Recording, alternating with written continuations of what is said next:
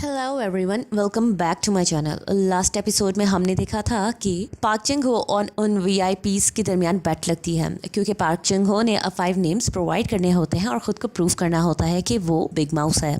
अब यहाँ सब प्रिजनर्स उसे चेयर कर रहे होते हैं और होप कर रहे होते हैं कि वो जीते। अब वो बहुत कॉन्फिडेंटली आगे की ओर बढ़ा होता है। सीन शिफ्ट होता है और यहाँ हमें मेयर का दिखाया जाता है जो वहाँ पर पहुँचता है। वो पार्क चिंग हो को बताना चाहता है कि जो लिस्ट उसने नेम्स की प्रोवाइड की थी वो फेक है, बट यहाँ वो पार्क चिंग हो से बात करना चाह रहा होता है तो सोल्जर से मना करता है कि उसे इसकी परमिशन नहीं मिलेगी, उसे वार्डन से परमिशन लेनी पड़ेगी। वार्डन बाहर आता है और साफ कह देता है वो किसी किस्म की परमिशन नहीं दे रहा है। सीन शिफ्ट होता है और हम यहाँ पार्क चिंग हो को देखते हैं जो बहुत कॉन्फिडेंटली आगे की ओर बढ़ने लग जाता है। अब वो अंदर जाता है तो क्या दिखता है, गोंग जी हो उसके वेट में बैठा होता है, उसके साथ वो तीनों वीआईपीज भी होते हैं। अब यहाँ पार्क चिंग हो बड़ी ही कॉन्फिडेंस से जाके चेयर पर बैठता है। गोंग जी हो से बस देखता रह जाता है और इतने में वहाँ मेयर भी आ जाता है।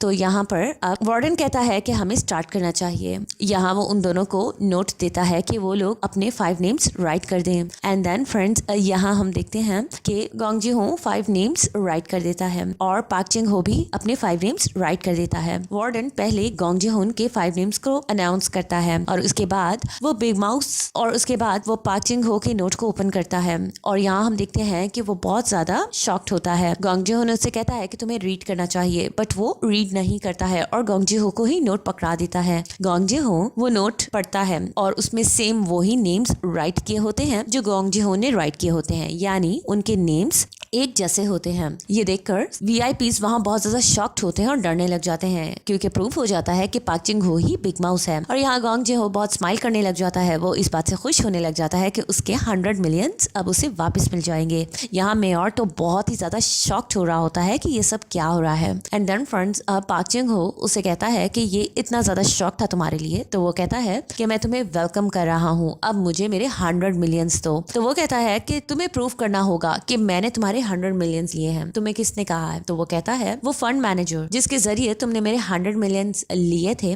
उस फंड मैनेजर को मैंने पकड़ लिया है और अब वो मेरे पास है और वो स्टेटमेंट देगा और इस तरह प्रूफ हो जाएगा कि तुमने मेरे पैसे लिए हैं और तुम्हें वो पैसे वापस करने पड़ेंगे और तुम गिल्टी प्रूफ हो जाओगे। गोंग जी बहुत ज्यादा खुश हो रहा होता है और कहता है कि अब इंटेरोगेशन होगी, बल्कि उससे इंटेरोगेशन हो रही होगी। इतने में वार्डन को कॉल आ जाती है, बट यहाँ पार्क चिंग हो सीरियसली बैठा रहता है। उसका कॉन्फिडेंस यहाँ कमाल दिखाया गया है। सीन शिफ्ट होता है और यहाँ हमें प्रोसिक्यूटर के इन्वेस्टिगेटिंग रूम का दिखाया जाता है जिसमें वही फंड मैनेजर बैठा होता है। यहाँ प्रोसिक्यूटर से पूछ रहा होता है कि तुम बिग माउस से कब मिले थे और कैसे मिले थे। वो अपनी स्टोरी बताता है कि मैं बिग माउस से 5 साल पहले मिला था। मैं बहुत ज्यादा परेशान था और मैं सुसाइड करने लगा था। लाइफ में कुछ भी अच्छा नहीं था। इतने में मुझे कॉल आती है और मुझे इन्वेस्टमेंट की ऑफर आती है। मैंने फौरन वो ऑफर एक्सेप्ट कर ली और उसके बाद मैं बहुत ज्यादा सक्सेसफुल होता गया और मुझे हायर पोजीशन पे भी बिठा दिया गया। बट मुझे ये सब कुछ बिग माउस करने को कह रहा था। मैं उसके लिए कैश वगैरह मैनेज करता था और जितना भी मुझे प्रॉफिट वगैरह मिलता था मैं उसे ही भेज देता था। यहाँ पे प्रोसिक्यूटर से कहता है वो सिर्फ तुम्हें फोन पर ऑर्डर्स करता था, तुम उसे कभी मिले भी नहीं थे और तुम उसका कहना क्यों मान रहे थे? क्या तुम इतने अंधे हो गए थे? तो वो कहता है नहीं, तुम्हें ये फीलिंग का नहीं पता। जब कोई मर रहा होता है और उसे कोई आके बचाता है तो हमें ऐसा लगता है वो हमारा गॉड है, वो हमारा सेवियर है। तो इसलिए मुझे बिग माउस अपना सेवियर लगता था और वो मुझे जो कहता था मैं उसको हर बात मानता था और उसके लिए पैसों को मैनेज करता था। फिर यहाँ पर प्रोसिक्यूटर से पूछता है तुम एक दफा बिग माउस से मिल चुके हो ना? तो वो कहता है हाँ, एक दफा वो मुझे खुद पैसे देने आया था, बट बहुत ज्यादा बारिश हो रही थी और मैं उसे देख नहीं पाया था। यहाँ पर प्रोसिक्यूटर पिक्चर निकाल के उसके आगे रखता है पार्क चिंग हो की और कहता है यही बिग माउस है। अब तुम यही कहना कि तुमने कार में इसी शख्स को देखा था। तो वो कहता है ये वो नहीं है, मैंने इसे नहीं देखा था, तो मैं झूठ क्यों बोलूं? तो वो कहता है कि इसने प्रूफ कर दिया है ये बिग माउस है, तो बेहतर है तुम भी इसका नाम ले लो ताकि ये केस यहाँ ही खत्म हो जाए और तुम्हें भी कोर्ट में जाके इतने क्वेश्चन आंसर्स ना करने पड़े और इतने मसले ना हो। और अगर ये पकड़ा भी जाएगा तो ये बहुत बड़ा क्रिमिनल है, इससे दुनिया में अच्छाई फैलेगी ना कि बुराई। सीन शिफ्ट होता है और यहाँ हम पार्क चिंग हो को देखते हैं जिसे अब इंटेरोगेशन के लिए प्रोसिक्यूटर के पास लेकर जा रहा होता है और वो बस में बैठा होता है। एंड देन फ्रेंड्स यहाँ हम देखते हैं कि वहाँ गोंग जी हो और मेयर भी पहुंच जाते हैं। मेयर जब जा रहा होता है तो गोंग जी हो रुक के उसे कहता है कि मुझे सच सच बताओ, मैंने तो तुम्हें गलत डायरी दी थी उन ड्रग डीलर्स की, तुमने उसे कैसे ये नेम्स सही प्रोवाइड कर दिए जो मेरे नेम्स के साथ मैच हो गए।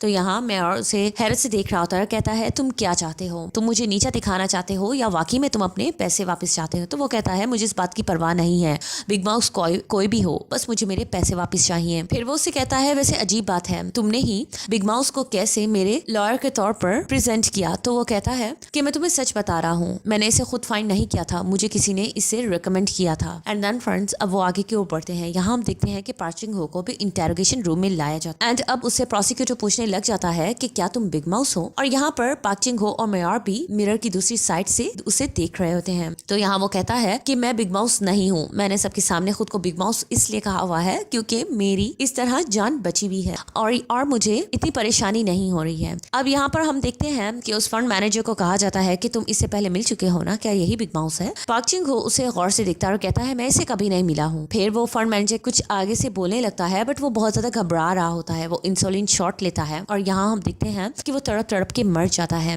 सब लोग ये सीन देखकर हैरान हो जाते हैं। गॉन्ग जो हम बहुत ज्यादा गुस्सा कर रहा होता है कि ये स्टेटमेंट देने से पहले मर नहीं सकता है, ये कैसे हो गया, क्योंकि उसे अपने 100 मिलियन चाहिए थे और जब स्टेटमेंट से प्रूव हो जाता कि यही बिग माउस है तो उसे उसके पैसे वापस मिल सकते थे। बट यहाँ अब वो स्टेटमेंट से पहले मिल गया और इससे पार्क चिंग हो गिल्टी प्रूव नहीं हुआ। सब लोग ये सीन देख के बहुत शॉक्ड होते हैं। अब उसकी बॉडी को लेकर जाया जा रहा होता है। तो यहाँ पर गॉन्ग जो कहता है कि मैं अब इसकी वाइफ से बात करूंगा, बट यहाँ मेयर से कहता है कि तुम्हें उसकी वाइफ से बात करने का कोई फायदा नहीं, उसे इस बारे में कुछ भी नहीं पता है, ना ही उसे पेपर्स के बारे में पता है, उसने ये सब झूठ बोला था। सीन शिफ्ट होता है और हमें गुचन हॉस्पिटल का दिखाया जाता है जहाँ मीहू को एडमिनिस्ट्रेटर कहती है कि संडे को तुम्हें पता है ना, हमने गुचन जेल जाना है जहाँ पर पार्क चिंग हो है, तुम्हारा हस्बैंड है, वहाँ पे मेडिकल कैंप होगा जहाँ प्रिजनर्स को चेक किया जाएगा और उसके बाद तुमने रात की नाइट ड्यूटी करनी है। सब नर्स को तो छुट्टी हो जाएगी, वो रात की नाइट ड्यूटी नहीं करेंगी, पर तुम्हें ये ड्यूटी करनी पड़ेगी। वो जान के मीहू को डिस्टर्ब कर रही होती है बट मीहू आगे से यस बोल के चली जाती है।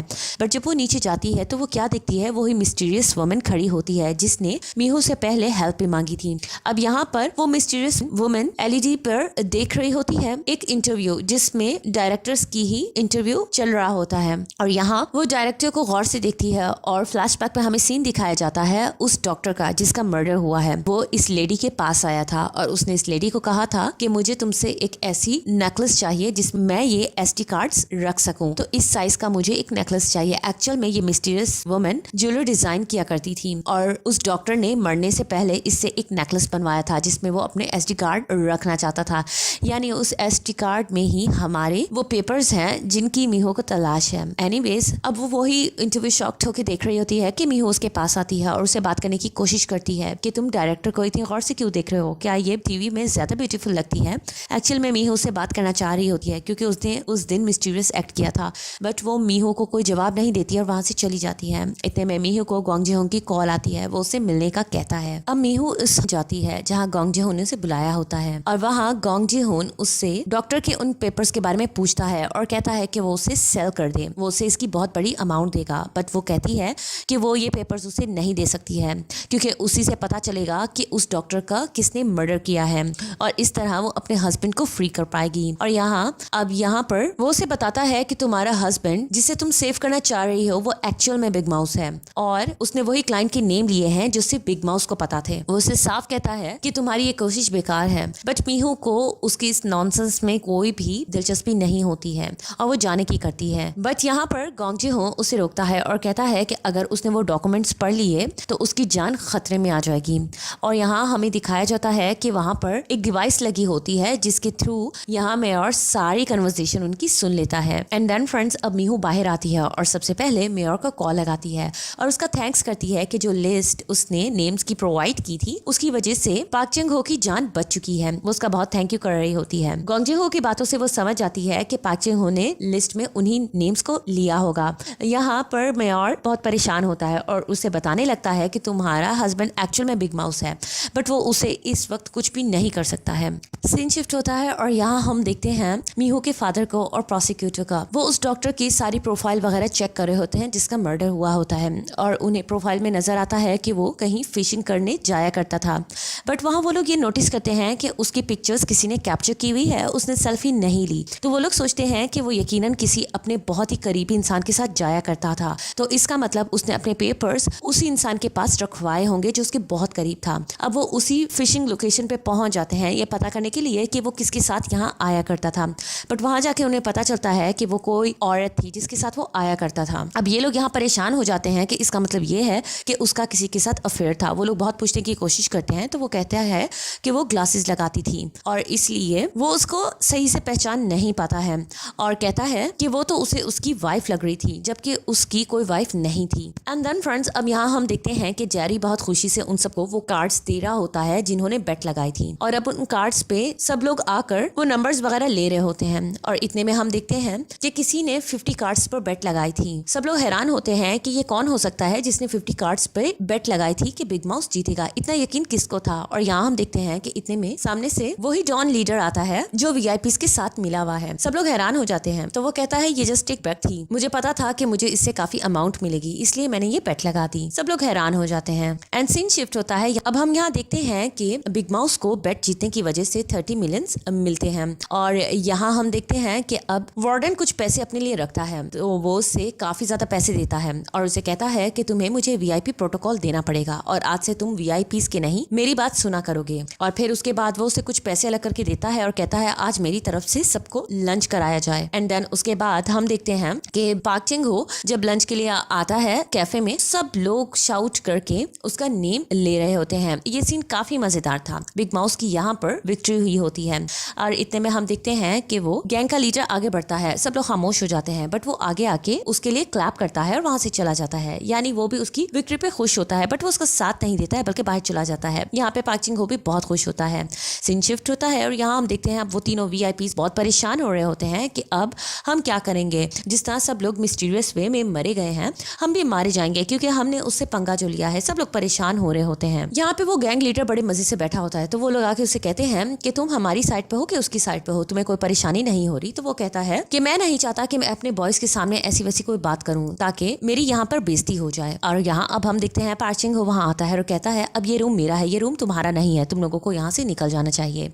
वरना तुम लोगों के साथ भी वो सब होगा जो बाकी लोगों के साथ हुआ है। यहाँ पे वो उसे कहते हैं कि वार्डन हमें देख रहा है तो तुम हमारा कुछ भी बिगाड़ नहीं सकते हो। यहाँ पर एक वीआईपी जब ड्रिंक कर रहा होता है तो वो कहता है कि इस ड्रिंक में तुम्हें कुछ अजीब महसूस नहीं हुआ है। उसे एकदम से कफ होने लग जाती है, वो बहुत ज्यादा डर जाता है और पार्क चिंग हो उन्हें धमका के वहां से चला जाता है। सीन शिफ्ट होता है और हम यहाँ देखते हैं कि मयूर अब पार्क चिंग हो से मिलने आता है और कहता है कि मुझे तुम्हारी एक्सप्लेनेशन चाहिए। वो मयूर को कहता है कि मैंने क्या किया है जो मैं तुम्हें एक्सप्लेन करूँ। तो वो कहता है कि तुमने इस सब में मुझे क्यों घसीटा। यहाँ पार्क चिंग हो से कहता है कि मैंने तुम्हें नहीं घसीटा है, तुमने मुझे घसीटा था, तुमने मुझे हायर किया था और इस केस में फंसाया था। मयूर से कहता है अब तुम्हारा प्लान क्या है, क्या रीजन है, तुम क्या चाहते हो। तो वो कहता है मैं सिर्फ ये चाहता हूँ कि मैं खुद शिकारी को पकड़ लूं और उन्हें मार डालूं। अब वो मयूर को कॉन्फिडेंटली कहता है कि मुझे बताओ कि तुम मेरा साथ दोगे कि नहीं दोगे। मयूर कहता है कि मुझे मीहू के लिए बहुत बुरा लग रहा है जब उसे पता चलेगा कि वो जिसे बचा रही है वो एक्चुअल में बिग माउस है। इस बात से पार्क चिंग हो को गुस्सा आता है और वो आगे बढ़ के बहुत सीरियस होकर कहता है कि अपनी लाइन क्रॉस मत करो, मीहू का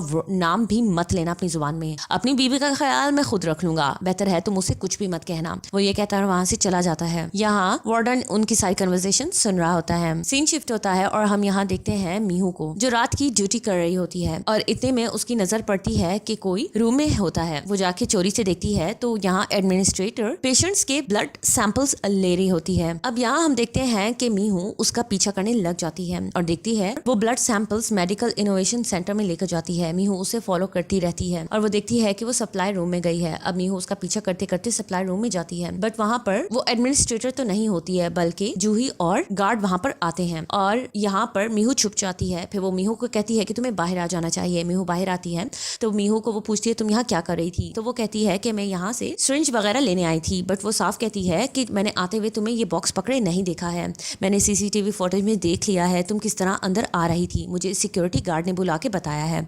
तो यहाँ पर वो सिक्योरिटी गार्ड को कहती है कि यहाँ पे तो एडमिनिस्ट्रेटर भी आई थी, तुम्हें सिर्फ मैं नजर आई, क्या वो नजर नहीं आई। तो यहाँ पर जूही सिक्योरिटी गार्ड से पूछती है तो सिक्योरिटी गार्ड कहता है यहाँ पर सिर्फ यही थी, मेरे पास फुटेज भी मौजूद है, यहाँ कोई और नहीं आया है, अगर कोई और यहाँ आया होता तो वो यहाँ पर मौजूद होता। अब यहाँ पे मीहू भी क्लूलेस हो जाती है क्योंकि उस रूम में सिर्फ मीहू ही थी और कोई भी नहीं था।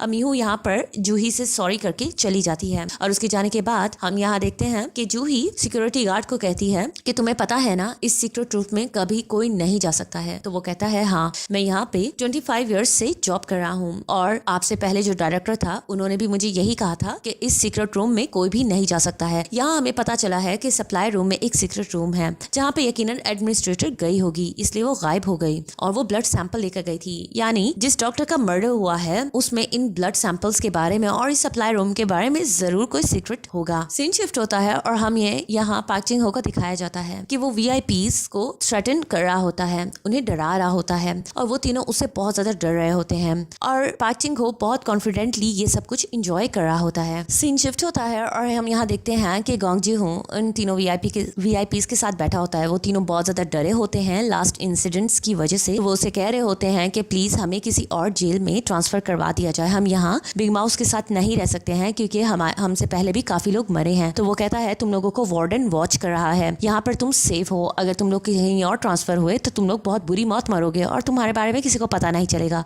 अब वो तीनों वीआईपीज कहते हैं कि हमें बेल करवा दी जाए। गोंग जी हो को वो मिन्नतें कर रहे होते हैं। सीन शिफ्ट होता है। अब गोंग जी हो जो बाहर आता है तो क्या दिखता है, बाहर पार्क चिंग हो बैठा होता है। पार्क चिंग हो को गोंग जी हो कहता है कि उन तीनों को डराना बंद करो। यहाँ गोंग जी हो से कहता है ठीक है तुम यहाँ पर किंग बने हुए हो लेकिन बाहर का किंग मैं हूँ, बाहर मैं कुछ भी कर सकता हूँ, तुम सिर्फ अंदर रहकर किंग बन सकते हो और इन लोगों को डरा सकते हो और अगर अब तुमने इन्हें डराया तो तुम्हारी वाइफ बाहर है। यहाँ पार्क चिंग हो कहता है कि मेरी वाइफ से मिलना बंद करो, तुम पहले उससे मिल चुके हो बट दोबारा उससे मिलने की कोशिश मत करना। बट वो उसकी इस बात को सीरियस नहीं लेता है और कहता है कि ठीक है बाहर की दुनिया मैं खुद संभाल लूंगा। वो अब आगे जाने लगता है। इतने में उसे कॉल आती है और ये कॉल उसकी वाइफ की होती है। वो उसे कहती है कि तुमने मुझे फ्लावर्स क्यों भेजे हैं और ये इस तरह का फन आइंदा से मेरे साथ मत करना। यहाँ पर वो उसे कहता है कि मैंने तो फ्लावर्स नहीं भेजे। फिर वो एकदम से उसे पूछता है कि तुम किन फ्लावर्स की बात कर रही हो, तो वो कहती है ये फ्यूनरल फ्लावर्स हैं, तो तुमने मुझे ये क्यों भेजे हैं। यहाँ पर हम देखते हैं गोंग जी हो कुछ अलर्ट होता है, पीछे मुड़ के वो पार्क चिंग हो को पूछता है तुमने मेरी वाइफ को इस तरह के फ्लावर्स क्यों भेजे हैं। तो वो उसकी वाइफ की सारी डिटेल देता है और उसके पास आके कहता है कि वो फ्लावर्स भी मेरे ने भेजे हैं और वो ये बता देता है कि ये फ्यूनरल फ्लावर्स थे। अब वो उसके नजदीक आता है और उसे कहता है कि अगर तुमने दोबारा मीहू से कोई भी परेशानी करने की कोशिश की तो इस बार मैं तुम्हारी वाइफ को इस तरह का सरप्राइज भेजूंगा कि वो सारी जिंदगी याद रहेगी। अब यहाँ पर पार्क चिंग हो के जाने के बाद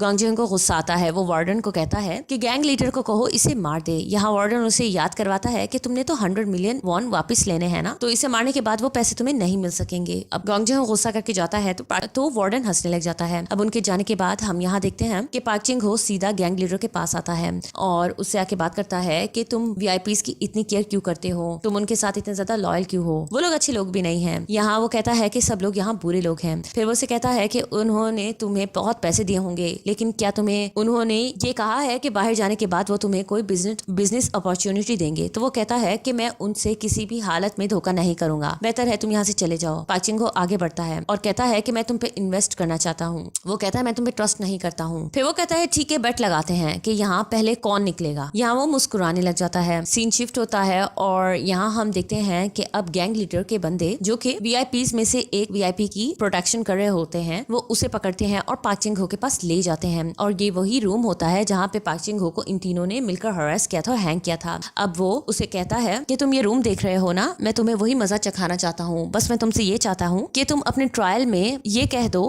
कि उस डॉक्टर का मर्डर तुम्हारे बाकी 2 वीआईपी पार्टनर्स ने किया है, क्योंकि मैंने वो सीसीटीवी फुटेज देखी थी और उसमें मैंने देख लिया था कि तुमने उसे नहीं मारा था, तुम बस उन दोनों की हेल्प कर रहे हो, तो तुम्हारी सजा भी कम हो सकती है, तुम ये बात मान जाओ और जैसे ही तुम बाहर जाओगे तुम उनके खिलाफ ये गवाही दे देना, तो इस तरह मैं तुम्हें सजा नहीं दूंगा। बट वो ये बात नहीं मान रहा होता है। अब वो उसे हैंग कर देता है और बहुत कॉन्फिडेंटली बैठा होता है। वो कह रहा होता है मुझे मत मारो, बट वो उस पर बिल्कुल भी तरस नहीं खा रहा होता है, चेयर हटा देता है। यहाँ जेरी बहुत ज्यादा हैरान होता है, उसे पार्क चिंग हो के ये चेहरे पे यकीन नहीं आ रहा होता है कि वो इतना हार्ड है। अब यहाँ पर वो मान जाता है कि वो बाहर निकलते ही ये स्टेटमेंट दे देगा। अब यहाँ पर नेक्स्ट सीन में हम देखते हैं कि मीहू को उसका फादर और साथ में प्रोसिक्यूटर बता देते हैं कि जिस डॉक्टर का मर्डर हुआ है उसका किसी के साथ अफेयर था, बट कहीं से भी पता नहीं चल रहा है कि उसका अफेयर किसके साथ था। और यहाँ पर मीहू इस बात से परेशान हो रही होती है कि वो उन ब्लड सैंपल्स का कैसे पता लगाए, क्योंकि वहाँ बहुत ज्यादा सिक्योरिटी हाई अलर्ट है। इतने में हम देखते हैं कि मेयर की कॉल आती है मीहू को और वो उसे कहता है कि मुझसे मिलने आए। वो उससे मिलने जाती है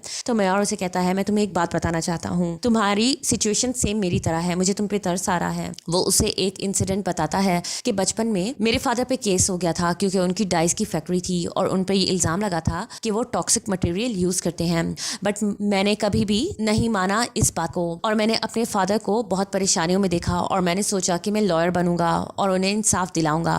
लेकिन उसके बाद जब मैं लॉयर बना और मुझे बाद में पता चला कि मेरे फादर वाकई में टॉक्सिक मटेरियल यूज़ करते थे, मेरा बहुत ज़्यादा उनसे ट्रस्ट टूट गया। मैं सारी ज़िंदगी उन पर ट्रस्ट करता रहा, बट उन्होंने मुझे एक दफ़ा भी नहीं बताया कि वो वाकई में टॉक्सिक मटेरियल यूज़ करते थे।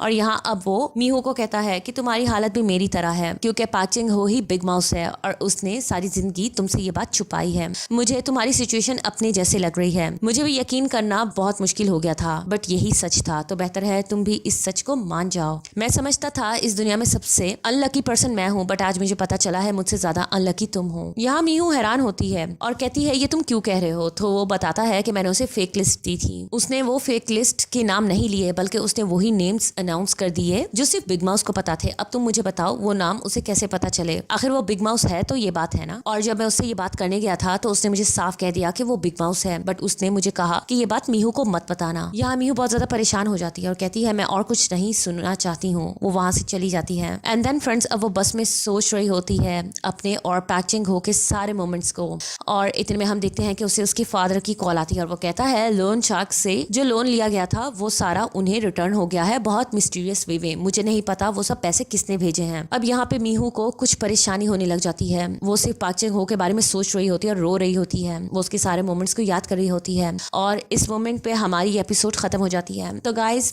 इस एपिसोड में तो शो हो गया है कि बिग माउस पाक चिंग हो ही है। अब आगे की स्टोरी में हमें पता चलेगा कि पाक चिंग हो अगर बिग माउस है तो उसने अपनी आइडेंटिटी क्यों छुपाई हुई थी। नेक्स्ट एपिसोड के लिए मेरे चैनल से आप लोग बने रहिएगा और मेरे चैनल को सब्सक्राइब कर दीजिएगा। Thank you so much.